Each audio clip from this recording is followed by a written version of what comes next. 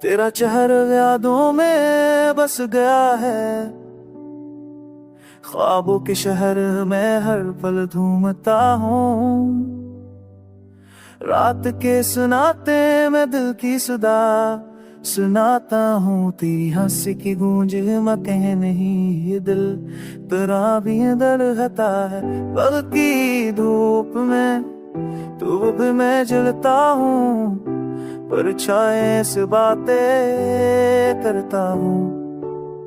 तेरी याद के साए में छुपता हूँ, तेरा नाम लबों पे आता है, मगर तू कभी पास नहीं, तू कभी दूर रहता है।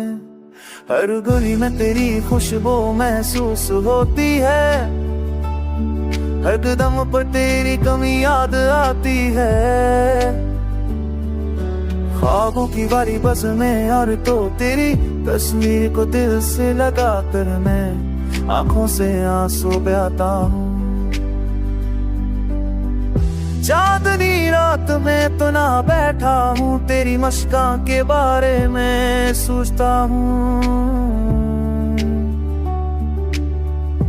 तेरी बातों की गूंज सुना रहा हूँ, तेरी गैर मौजूदगी का दर सहरा।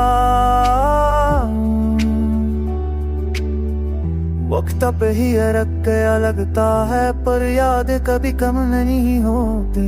तेरे दिल के रियों पर रख ये है, हर मैं पर हर पर समझती उच्चतम सूचना है। तेरी तरफ मैं चलती मेरी उड़ों में मुझे और है। दिल के खुश जो भी गए तेरे मेरे बारों खुजे दो पे भाई है दायरों रोज दोगी।